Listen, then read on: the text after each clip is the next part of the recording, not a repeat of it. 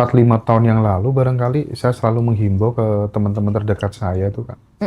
Udahlah kalau bisa jangan pakai BPJS. Itu sama dengan kamu menginginkan sering-sering sakit. Gitu kan ya. Betul, Mas. Terus termasuk itu apa? La haula wala quwata Kalau illa teman-teman yang dapat bantuan program keluarga harapan tuh kan di depan rumahnya selalu ditempel nih Keluarga miskin. keluarga miskin. billah. Allahu Akbar, astagfirullahaladzim. Aduh, itu bener-bener ganggu banget nggak Itu sih? afirmasi nggak sih, Mas? Nah, Itu afirmasi loh. larang. Harusnya buat saya orang kaya raya. iya. Kebalikan, kalau orang dulu dianggap miskin marah kan. Iya, Mereka sekarang minta kan. dianggap Nggak miskin. malah pengen dianggap miskin. Iya, iya. Orang Balikan. zaman dulu kaya-kaya loh, Mas. Dulu nggak mau, meskipun orang miskin dianggap miskin marah dia. Iya, Selama betul. dia masih mau bekerja dan lain sebagainya. Iya. Sekarang orang yang rumahnya gedong aja minta ditempel. Saya miskin gitu. Iya. Tapi menurutku itu lebih terhormat sih. Artinya lebih terhormat tuh ya gimana lagi ya? Ada yang lebih nggak terhormat lagi loh. Dan itu merusak apa tuh namanya? Merusak Islam loh. Sekarang iklan di YouTube dibanjiri sama Quran saya sobek-sobek. Mudah-mudahan kakak donatur melihat saya ini. Itu tuh memalukan Islam banget loh. Betul. Itu direspon dong, Kak Roma. Ini kurang ngajar semua deh orang-orang itu. Jadi ngerusak Islam dari dalam tuh menurutku itu salah satu caranya. Sampai kemudian, kenapa ya umat Islam kok melarat-melarat semuanya ya? Iya. Kok miskin-miskin semuanya ya? Sampai gini dilakuin. Dia tuh pasang ad di YouTube tuh nggak murah loh. Mahal. Iya, kenapa Gimana? nggak ini tuh untuk beli Al-Quran ya? Gimana tuh? Logikanya gimana? Kelakuannya itu. Ini Mas, frekuensi itu tidak bekerja dengan moral. Frekuensi tidak bekerja dengan moral. Mungkin dia merasa dia adalah superhero ketika dia bisa mendapatkan apa yang bisa dia dapatkan dan dia kasih ke orang lain, tapi dengan cara yang salah. Kayak gitu loh, Mas. Itulah kenapa ada yang hitam dan ada yang putih. Kalau menurut saya, cara dia itu sah. Tapi seharusnya dia melihat titik baliknya ini, dampaknya ke 5 tahun ke depan, ke 10 tahun ke depan ini apa. Dan ini orang-orang yang melakukan iklan seperti itu, mereka tuh orientednya itu ke keuntungan kalau menurut saya. Benar-benar kepada keuntungan. Kenapa? Karena diulang-ulang skemanya. Diulang-ulang skemanya. Karena jujur ya Mas, saya juga punya foundation tentang beras. Dan saya tidak mengulang-ulang ngomongin tentang beras. Saya cuma bilang terima kasih kalian telah memberikan hadiah di live saya. Seperti yang kalian tahu, 100% hadiah di live saya, bahkan ketika kalian memberikan TikTok Universe, itu adalah 100% milik Allah Subhanahu wa Ta'ala yang akan saya distribusikan untuk beli beras. That's it. Nggak diulang-ulang, kita miskin, saya belikan beras, tolonglah ini, tolonglah itu. Nggak mau. Karena mereka itu tidak miskin, mereka itu hanya butuh bantuan. Mereka itu tidak semenyedihkan itu. Mereka sedang diuji. Dan belum tentu kita yang kaya ini jauh lebih mulia daripada mereka yang sedang diuji. Gitu loh Mas. Kalau menurut saya. Dan benar kata Mas Hendra-nya. Dan untuk teman-teman yang sedang melakukan iklan itu, hati-hati loh. Itu bawa-bawa agama loh. Kalau dampaknya dari kita, is okay. Tapi kalau misalnya Allah nggak suka gimana? Tapi ya kita serahin lagi. Ya mungkin dia ngiranya, Tuhan masih cuti kok gitu kali ya. Padahal banyak loh Mas, orang yang Islam tuh tajir melintir semua loh Mas. Jujur aja, yang ikut kelas kaya tuh yang banyak ya orang Muslim, yang dari Aceh.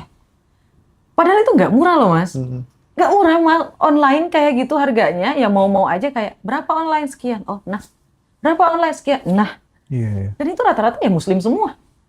Terus kenapa iklannya semua yang Muslim miskin semua? Aku juga nggak tahu. Iya, mental sih ya. Siapa nih orang yang ngambil keuntungan dari sebegitunya? Habis ini di komen nih. Itu miris banget loh, serius. Dan itu masif banget. Ya, Masif banget iklan itu. Dan mirisnya kan anak-anak memang yang tidak mampu dijadikan Iya, model itu. dieksploitasi atau apa namanya itu ya. Itu nggak ngelanggar KPAI atau apa ya? Kalau dikit-dikit kan KPAI, perlindungan anak. Tapi itu kok enggak gitu loh. Karena bawa agama, Mas. Biasanya kalau bawa agama itu kalau nggak diserang ya dibela. Kayak gitu. Kalau nggak diserang ya dibela. Bahkan ada orang kan yang jual air doa. Itu saya dukung sih, Mas. Dalam 2 hal. Apa? Pertama, itu afirmasi. Kedua, ya itu kan bisnis.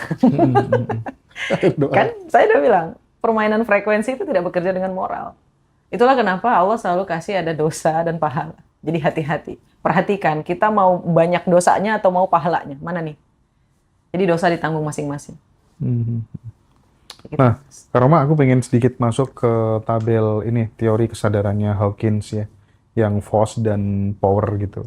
Oke. Seberapa besar kemudian saat kemudian kita berada di force itu, apakah kemudian memang benar-benar ya usaha apa aja gagal, punya istri baru menikah beruntung ditinggalkan, atau macam-macam kasus ya. Karena force itu kan rasa takut, rasa tidak layak, rasa malu yang hampir mendominasi 24 jam hidupnya sehari-hari, itu memang benar-benar akan tercermin dalam realita gitu. Iya. Nah, cuman kadang kan bagi teman-teman yang masih pemula dan belajar gitu kan, butuh gimana sih Kak Roma caranya pelan-pelan yang realistis yang mudah dikerjakan supaya bisa segera naik dari force menuju power gitu. Gimana Kak Roma? Merasa layak, merasa hidup penuh cinta. Baik. Jawaban yang saya akan berikan itu sederhana. Mungkin saking sederhananya teman-teman tidak akan percaya. Yang sering saya lakukan itu jurnal. Di video-video saya sebelumnya juga saya mengucapkan bahwa siapapun yang tidak memiliki impian, tidak akan memiliki tangga untuk bisa level up. Yang pertama, pilih mimpimu. Who are you? Siapa kamu? Kamu mau jadi siapa? Who are you?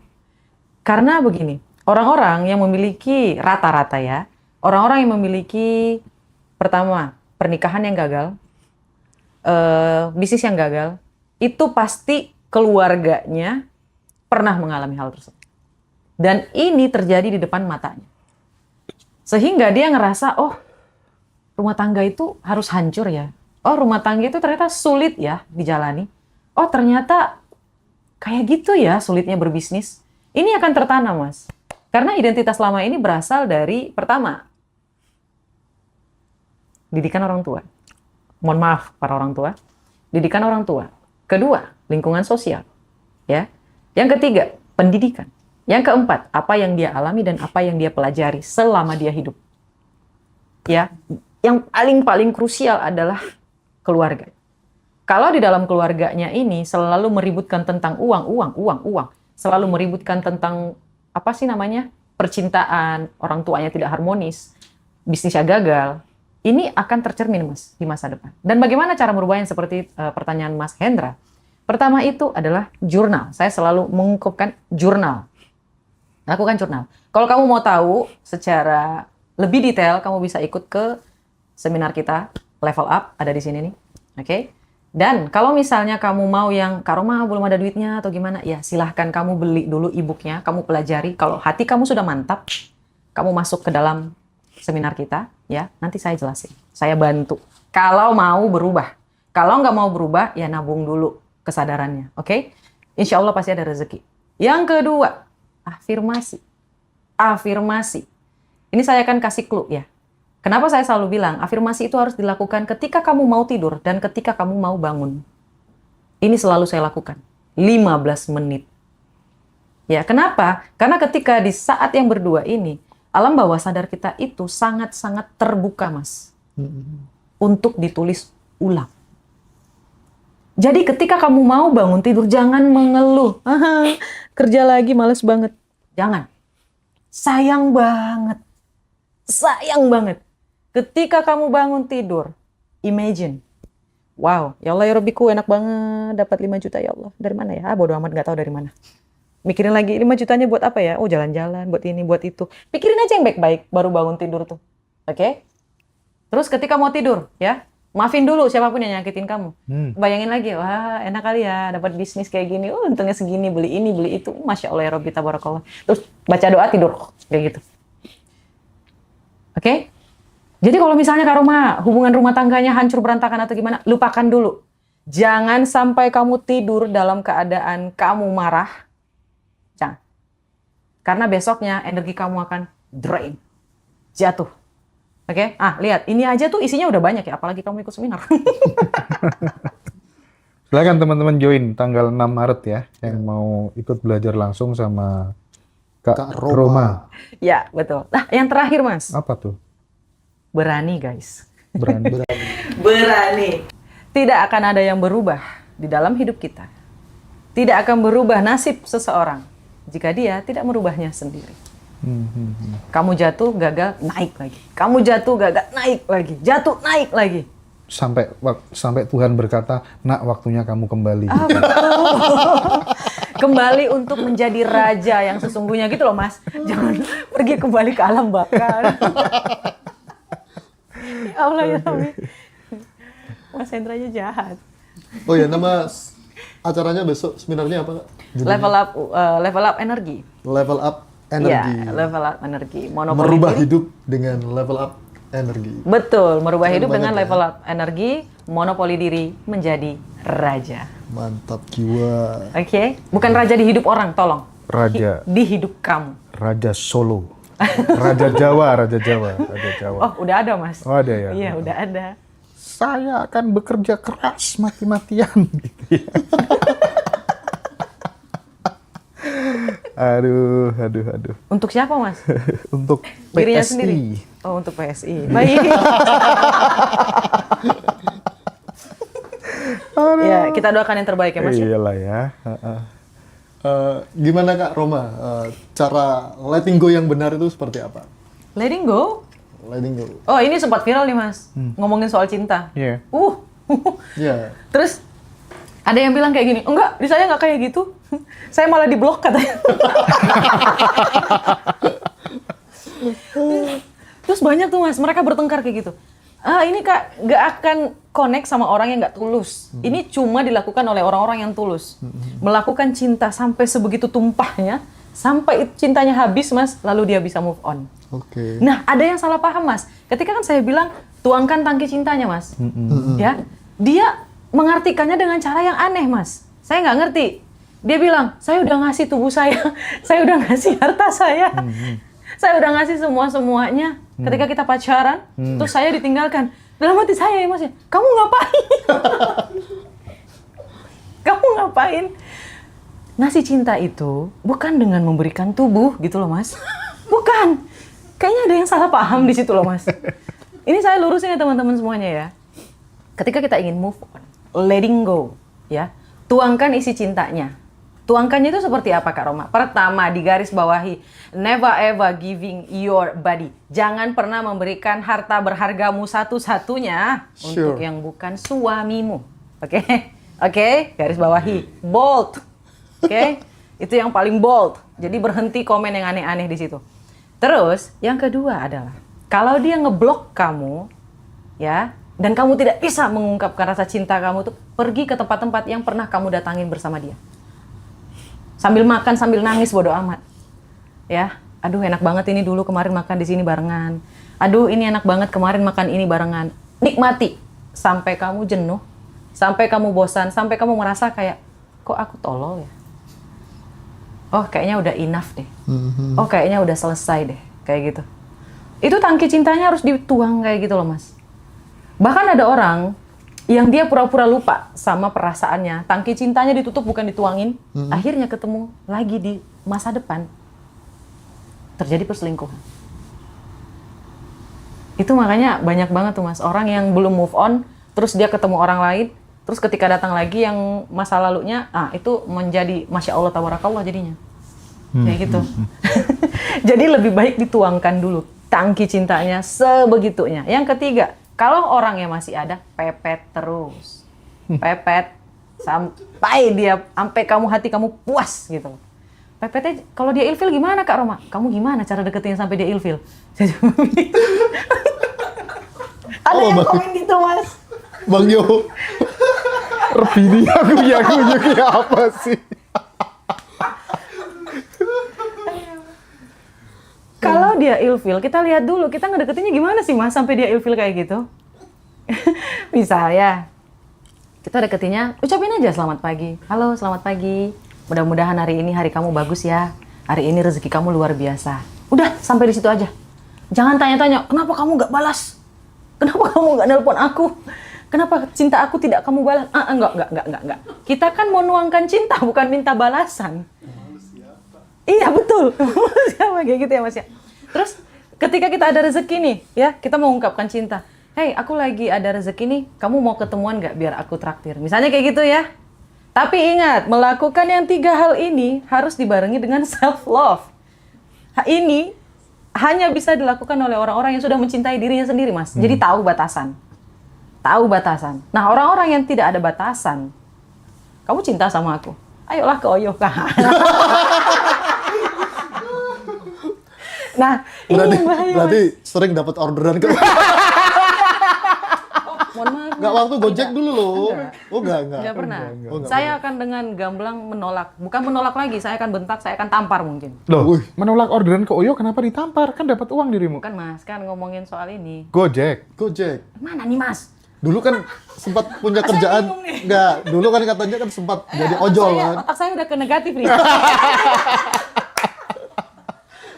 Bentar, saya lurusin dulu. Soalnya tadi saya ngebahas ke arah situ, jadi saya lurusin dulu bentar. Dulu kan, maksudnya ngantarin. nganterin Enggak pernah, orang enggak ke pernah. Oyo. Enggak pernah, Mas. Kecuali ngantar makanan. Kalau ngantar orang enggak pernah.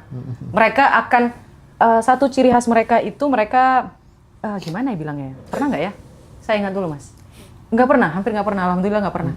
Soalnya saya cuma berhenti sampai jam 5 sore. Oke. Saya narik dari Tapi yang namanya orang kebelet kan nggak ngitung jam kan, jam berapapun kalau kebelet ya Mas kebelet. Roji, saya tuh belum menikah, Mas. Jadi saya nggak ngerti.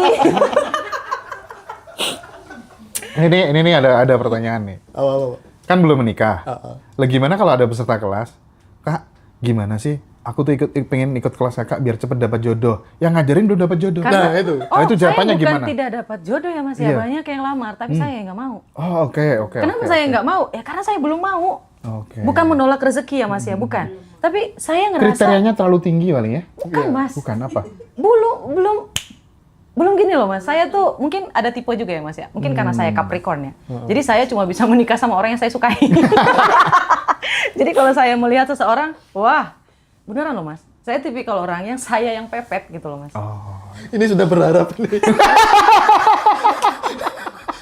Mudah-mudahan saya Dari tadi ketawa terus ya. dari tadi semangat sendiri. Enggak, tapi gini, kalau misalnya dalam relationship gitu, Iya. Kak Roma gitu, kadang kan orang tuh semakin dikejar, Iya. itu kan semakin kemudian orang itu menjadi tidak menarik di hadapan kita. Siapa yang bilang, Mas? Ah. Semua yang saya deketin mau tuh. Ketika kemudian banyak sih orang yang punya prinsip, semakin kemudian cewek itu ngejar tuh semakin kurang menarik gitu. Baik. Banyak yang kayak itu banyak. Terus misalnya dalam konteks bekerja juga, dalam Islam misalnya diajarkan bekerjalah kamu seolah-olah besok itu sudah nggak ada kesempatan untuk bekerja lagi atau Iya. hari terakhir atau apa namanya gitu. Sementara dalam ilmu pengembangan diri, ilmu vibrasi gitu, makin kemudian kita tidak berharap, makin kemudian kita bisa letting go, itu justru semuanya bisa mudah terjadi. Nah ini Baik. kan paradoks. Baik. Nah, kapan kita ini harus kemudian ngambil state untuk kemudian memukul, menyerang, dan kapan kemudian kita harus melepas, bertahan tuh gimana? Mutusinnya itu gimana? Wah, ini ilmunya udah luar biasa ya, Mas ya. Ini tentang cinta dulu ya. Soalnya begini, ketika saya mengejar seseorang, saya udah letting go. Dari awal saya udah letting go, Mas. Oh, oke. Dari awal saya udah tahu, kalau lu pilih saya, kalau kamu pilih saya, alhamdulillah. Kalau kamu nggak pilih saya, kamu yang rugi. Dalam pikiran saya. Masa depan suram gitu ya. Yo, pilih. Ya, dalam pikiran saya kayak gitu ya, Mas ya. Dalam pikiran saya, nggak tahu orang lain kayak gitu. Dan ketika saya mendekati dia, bukan seperti, ayo pilihlah aku menyukaimu. Enggak kayak gitu. Dekatnya nggak kayak gitu. Jadi dekatnya itu pelan. Jadi selangkah demi selangkah. Tapi saya juga mengejar mimpi saya juga mengejar langkah saya kayak gitu loh, Mas. Ibaratnya saya cuma bilang secara berbisik, hey, ada aku loh di sini. Hey, aku ada loh di sini. Secara pelan, halus, kayak gitu loh, Mas. Dan ketika dia mulai memanfaatkan saya akan narik diri. Dan ketika dia butuh saya akan masuk. Jadi, tarik ulurnya kuat, Mas. Kayak gitu. Dan kalau misalnya ada teman-teman yang mau bertanya tentang bagaimana mendapatkan jodoh, Kak Roma, saya bisa kasih tahu kenapa, Mas. Karena banyak banget peserta-peserta yang melakukan sesi private kayak gitu, itu kan mereka cerita tentang pernikahan. Yes. Iya. Jadi ada sedikit baik lebihnya itu saya catat dan saya pelajari. Seperti yang saya pernah kasih tahu bahwa kecerdasan yang saya miliki adalah membaca pola. Semoga Allah memudahkan saya untuk membaca pola ke depannya. Karena ketika kita mengakui, pasti Allah uji. Semoga Allah mengizinkanku di masa depan seperti itu lagi. Kayak gitu. Karena ketika kita bilang, Mas, makanan yang itu enak. Kita bawa orang, nyoba makanannya zong. Ya Mas ya? Ya. Makanya saya ucapin, semoga Allah mengizinkan saya membaca pola lebih baik di masa depan lagi. Oke. Kayak gitu. Oke. Itu untuk yang nomor 2. Aduh, kalau percintaan kayaknya bakalan panjang banget ya Mas kalau saya Seru. rinci. Skip lah ya. Iya. Tapi mungkin nggak Mas, pekerjaan wanita karir itu atau wanita karir itu malah jauh dengan jodoh ya? Hah? Saya punya beberapa teman kan, itu Iya. karirnya nambah tapi jodohnya tambah nggak jelas juga gitu loh. Tapi teman kita yang jadi pejabat kayak gitu juga kali Iya. ya. Mungkin karena gridnya dia juga menyesuaikan kan. Menyesuaikan. Tinggi juga kan. Tapi sampai kapan Mas? Sampai saat ini belum nikah gitu. Iya. Apa nggak khawatir adem gitu atau gimana? Mending gak usah nikah deh. Tapi kenapa sih ya banyak loh orang-orang itu sekarang yang cerdas-cerdas, yang IQ-nya di atas rata-rata, itu justru malah menghindari pernikahan. Saya bukan menghindari pernikahan Mas, cuman belum ngerasa waktunya aja. Bukan Kak Roma. Nggak apa-apa, saya jelasin dulu Mas. Saya nggak tersinggung, beneran saya nggak tersinggung. Karena memang saya yang dari awal nggak mau. Oke. Nanti aja. Saya tahu itu belum waktunya. Karena saya itu sangat-sangat percaya dengan intuisi saya. Saya berintuisi, bahkan ketika saya mau melakukan seminar juga, saya berpikir, intuisi saya itu bilangnya di tanggal berapa, mau di kapan hari, mau bagaimana. Itu saya percaya banget intuisi saya. Bahkan ketika saya mau melakukan bisnis, saya selalu bilang ke sahabat saya, Silva, saya mau lakukan bisnis ini. Intuisi saya bilang kayak gini. Kayak gitu loh Mas. Dan ketika ada orang yang bertanya, kemarin baru terakhir ada orang yang nanyain, mau nikah nggak sama saya? Ada loh yang nanyain. Terus saya bilang, mohon maaf Bapak, saya nggak bisa. Temanku kuliah juga yang sekarang belum nikah juga nanyain kamu, tapi langsung aku jawab, kamu bukan gridnya, bukan levelnya dia. Serius demi Allah, Mas, aku mau dong kenalin dia narasumbermu itu. Sumpah serius. Kak, kamu bukan tipenya dia, sorry. Ini mesti nonton orangnya.